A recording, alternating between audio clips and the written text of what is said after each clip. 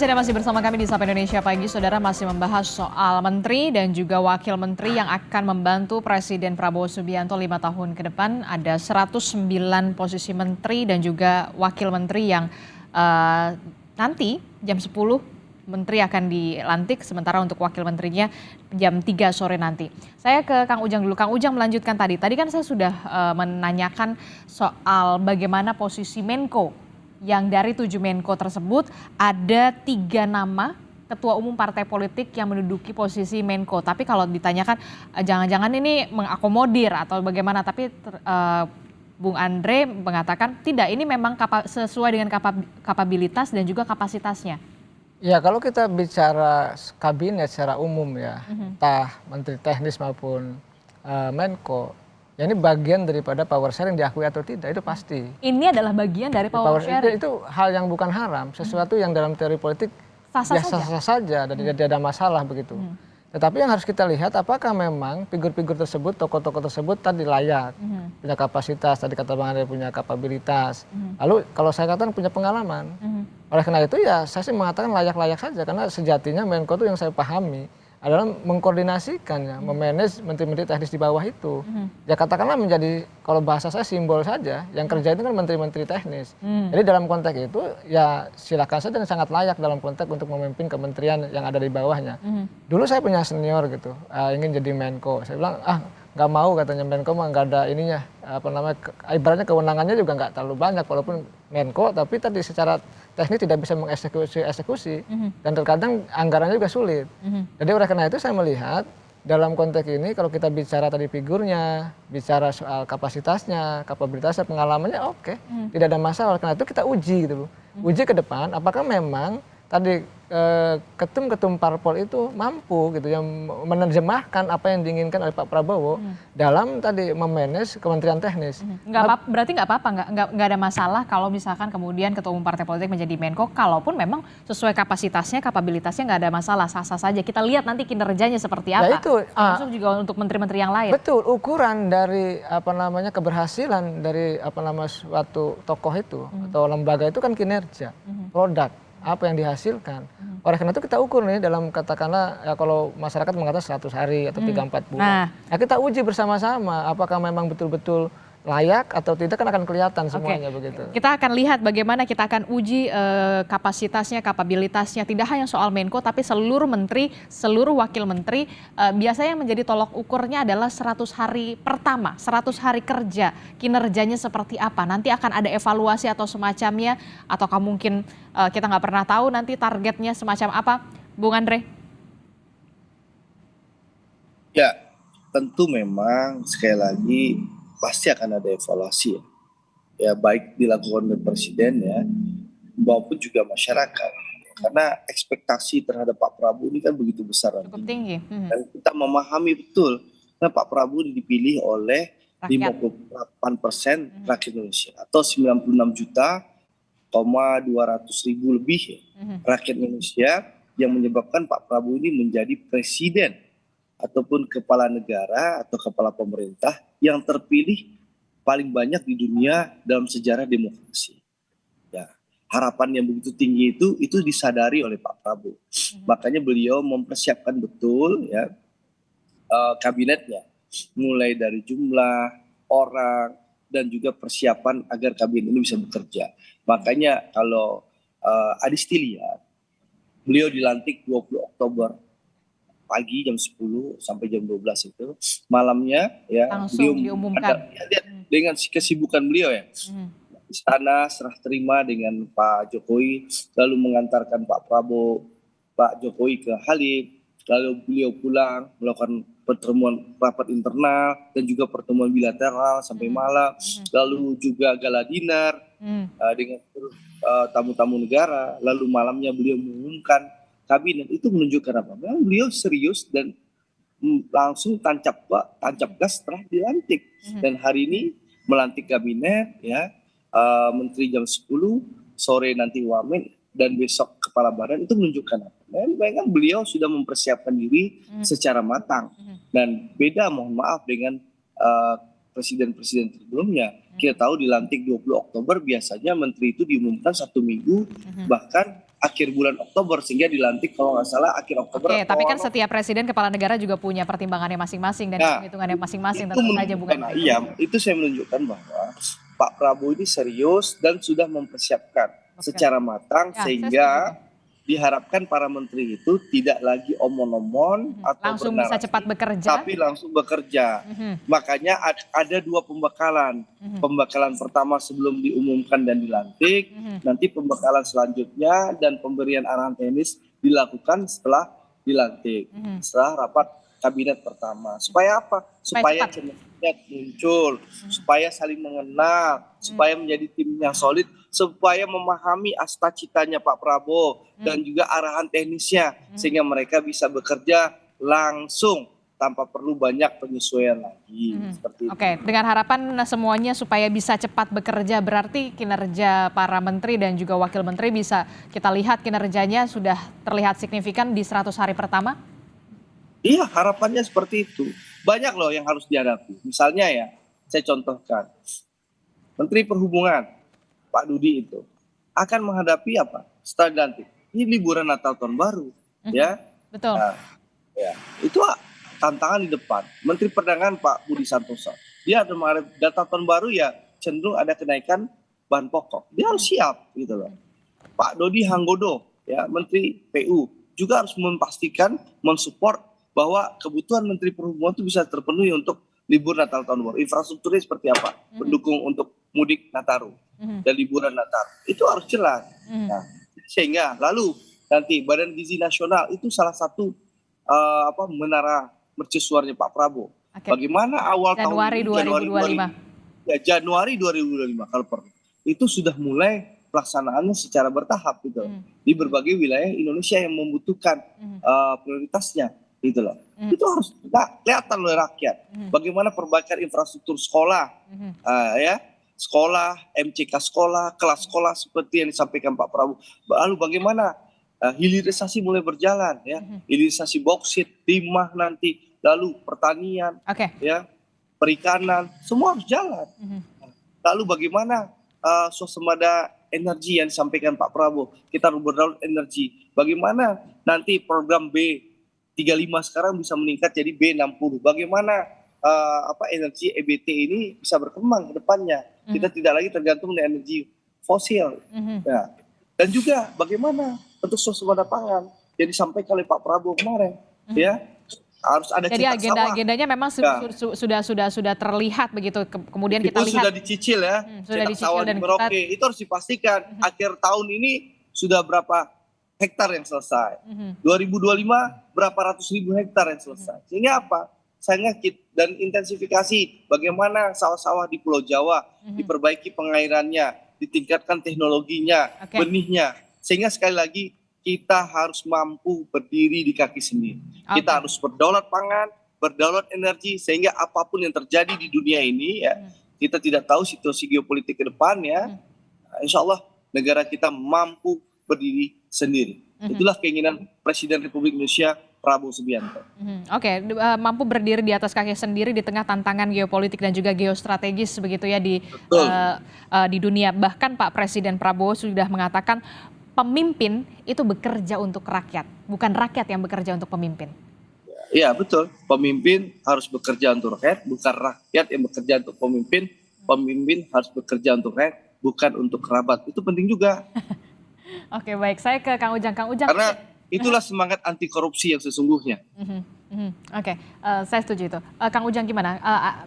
Anda yakin optimis juga punya keoptimisan dengan walaupun memang ada 109 menteri dan juga wakil menteri ini tadi tantangannya soal birokrasi, tapi kemudian sudah dipastikan oleh Bung Andreas mengatakan kita akan lihatlah Natal tahun baru, kita akan lihat Menteri Perhubungannya bisa nggak nih untuk bisa mengkondisikan soal transportasi termasuk juga kebutuhan bahan pokok untuk menjelang Natal dan juga tahun baru ini yang sudah dekat lah ya agendanya.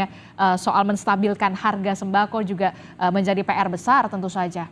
Ya kalau saya dosen Mbak Disti ya selalu optimis dalam menatap masa depan Indonesia. Tetapi memang begini, rasa optimis kan harus dijawab dengan kinerja yang bagus. Yang harus baik. dijawab. Harus dijawab. Nah, saya meyakini begini, pemimpin itu tadi ya bukan hanya kerja, tetapi bagaimana melayani. Pak Agus Salim dulu, tokoh bangsa kita, mengatakan bahwa pemimpin ya melayani, bukan ingin dilayani. Nah, ini dibalik. Oleh karena birokrasi pun sama, birokrasi itu yang melayani bukan dilayani. Nah di kita ini macam-macam tadi pejabatnya di masa lalu ingin dilayani, lalu birokrasinya juga ingin dilayani. Ada istilah yang menarik di publik itu, kalau bisa dipersulit ngapain dipermudah. Nah yang seperti ini kan harus dihilangkan nih batasan-batasan. Oleh karena itu saya melihat optimisme itu harus dibangun dengan komitmen dan kerja keras tadi. Dan saya yakin Mbak, tetap tadi walaupun dengan keterbatasan kekurangan, pasti ada plus minusnya dong tokoh-tokoh yang jadi menteri itu. Pasti di mana-mana namanya manusia ada bolong-bolongnya, ada minusnya. Tapi abaikan itu dulu, kita lihat plusnya, bagaimana kita kasih kesempatan untuk bekerja agar memang kita bisa nilai bersama. Publik akan menilai siapa yang bagus, siapa yang tidak, siapa yang perform, siapa yang tidak, siapa yang plus, siapa yang tidak, pasti terukur kok. Nah kita ini dalam industri yang terbuka seperti saat ini, pejabatnya bisa kita nilai seperti media sosial sudah benar-benar terbuka. Seperti di kolam ikan, kelihatan kok. Wah ini di akuarium jadi udah kelihatan tuh pejabat A melakukan apa, apakah pencitraan apa tidak, gimmick atau tidak akan kelihatan. Oleh karena itu dalam konteks ke depan, saya meyakini ketika komitmen dibangun, kita kinerja ditingkatkan ya, maka optimisme itu ada. Tetapi tadi jangan sampai harapan publik yang begitu besar kepada Pak Prabowo dijawab dengan kinerja yang biasa-biasa saja. Jadi ini yang harus dilakukan. Nah, saya melihat komitmen Pak Prabowo ada, harapan publik juga ada, optimisme juga ada. Oleh karena itu kita lihat nih ketika dilantik hari ini, ya kita lihat kinerjanya, baru kita akan menyaksikan tadi bolongnya di mana, kelebihannya di mana, sehingga kita betul-betul objektif dalam menilai siapapun yang diberi wewenang atau tugas menjadi menteri atau wakil menteri. Dengan kata lain nanti akan ada tetap seleksi alam dalam tanda kutip reshuffle gitu, itu masih akan tetap terjadi ketika nanti ada evaluasi dari Pak Prabowo dan juga Mas Gibran Rakabuming Raka soal kinerja para menteri dan juga wamen ya. Saya yakin ya, kan nggak mungkin dari menteri-menteri wamen yang ada semuanya bagus, semuanya baik, semua oke. Itu akan terseleksi alam. Ya, tantangannya misalkan begini, soal misalkan dari 32 komoditas bahan pangan misalkan, semuanya kan impor. Ini bagaimana menjawab tantangan ini? Saya aja punya cemiti ya di dapur itu semua dari produk luar negeri.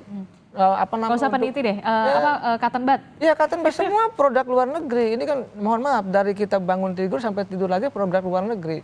Bagaimana kita tadi membangun, menjawab tantangan swasembada, energi, pangan, termasuk dalam konteks ya produk-produk karya anak bangsa yang lain. Sesuai apa yang tadi disampaikan catatan saya juga misalkan, kita bangsa yang besar, bangsa yang hebat kata dia, tapi kita tidak punya katakanlah seperti Google, teknologi seperti itu.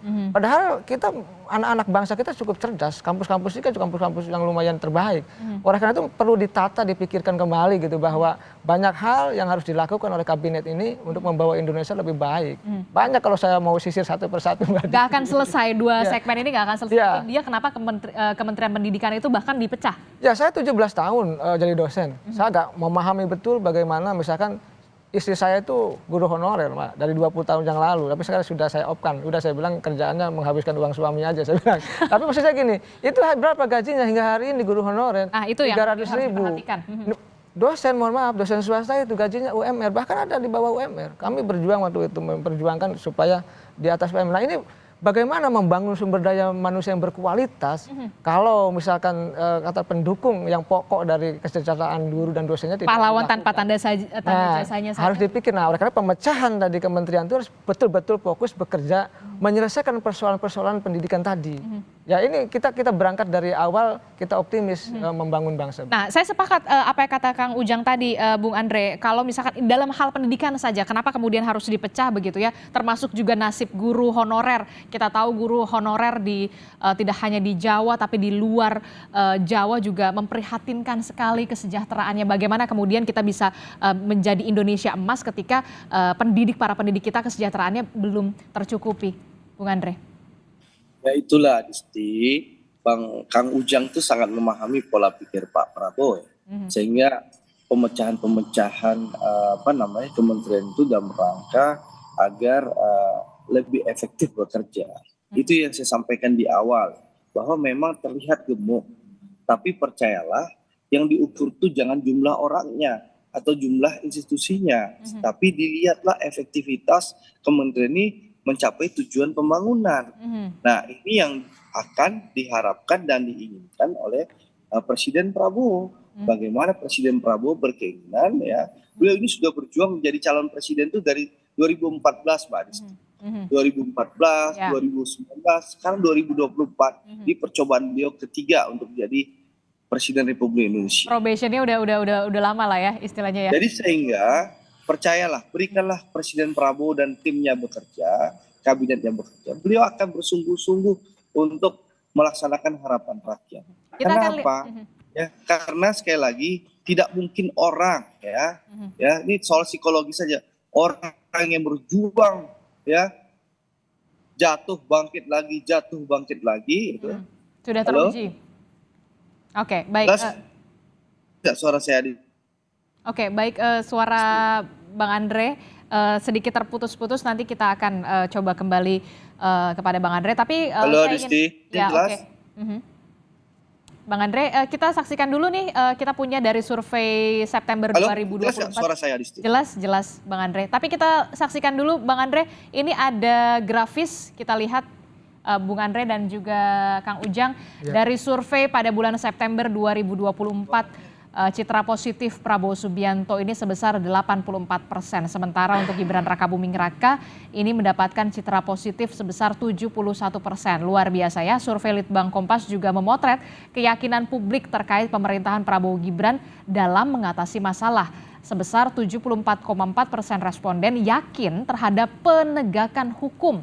Dan sebesar 73,1% yakin terhadap kesejahteraan sosial. Jadi soal kesejahteraan sosial ini cukup tinggi, 73% keyakinannya. Oke, baik, ini dia keyakinan publik pemerintahan Prabowo Gibran untuk mengatasi masalah. Yakinnya 74% untuk penegakan hukum. Luar biasa yakin. Bung Andre? Iya. Bung Andre, sinyalnya sepertinya. Ya, jadi dengan Oke. Adisti jelas. Ya. Oke, silakan. Suara saya Adisti. Ya, silakan Bung Andre. Adisti. Ya, Bung Andre, silakan. Halo Adisti. Bung Andre, silakan. Oke, tampaknya kita masih sedikit mengalami gangguan komunikasi dengan narasumber. Terakhir, Kang Ujang, apa yang bisa dipesankan oleh Kabinet Merah Putih yang nantinya 5 tahun ke depan ini akan membantu Presiden Prabowo Subianto dan juga Gibran Rakabuming Raka sebagai wakil presidennya? Ya, baik. Saya ke Kang Ujang dulu, Bung Andre. Tidak ada kata lain selain sungguh-sungguh berkomitmen membangun bangsa untuk kepentingan masyarakat bangsa dan negara. Saya punya catatan, biasanya kementerian itu kalau kunjungan ke luar negeri itu mohon maaf membawa istrinya, keluarganya. Ini sudah jangan lagi lah. Jadi harus dikurang-kurangi. Harus dikurang-kurangi lah. Inilah tugas para menteri itu tadi, berjiwa besar, ikhlas untuk membangun masyarakat bangsa dan negara, itu harus ditanamkan. Artinya menumbuhkan jiwa kenegarawanan. Dan itu bisa dilakukan oleh orang-orang yang hebat. Tetapi kalau mereka misalnya mementingkan kepentingan diri, keluarga, partai dan sebagainya, ini yang menjadi catatan buruk. Jadi saya mengatakan berjiwa negarawan, bekerja ikhlas, berkomitmen untuk kepentingan masyarakat bangsa dan negara, itu yang harus dilakukan. Kalau enggak ya kita akan berkutat kepada persoalan-persoalan lama gitu loh. Tidak akan ada perubahan-perubahan yang signifikan. Oleh karena itu saya meyakini kalau Pak Prabowo pantau ya, Pak Prabowo misalkan mengawasi dengan ketat ya, suka tidak suka tadi bahwa menteri yang tidak bagus ya perlu diresapel, perlu diganti untuk meningkatkan kinerja. Anak bangsa yang lain banyak lebih mampu, banyak lebih pintar. Oleh karena itu kalau ada menterinya yang tidak perform, yang tidak bagus, layak untuk bisa diresapel kapanpun. Oleh karena itu saya yakin ya kalau tadi mereka dilantik ya harus langsung gercep, kerja keras. Kalau bisa saya merealisasikan janji-janji kampanye Prabowo Gibran, termasuk tadi penegakan hukum di survei yang begitu tinggi kepercayaannya, penegakan hukum dan kesejahteraan sosial. Karena gini, penyakit kita sebagai bangsa itu adalah hukum. Hukum kita mohon maaf tebang pilih, yang atas diamankan, yang di bawah disikat. Ini menjadi problem PR bagi Pak Prabowo, dan korupsi di mana-mana. Kita ini kebodohan, kemiskinan, pangkalnya korupsi. Nah, penegakan hukumnya harus betul-betul berkeadilan. Ya. Itulah yang kemudian kita harapkan betul-betul kepada Pak Prabowo dan juga Mas Gibran Rakabuming Raka, termasuk juga kepada para menterinya dan juga wakil menterinya yang kita harapkan juga bisa segera bekerja secara cepat untuk menampilkan kinerja-kinerja sesuai dengan visi misi presiden dan juga wakil presiden, termasuk soal realisasi janji-janji kampanye.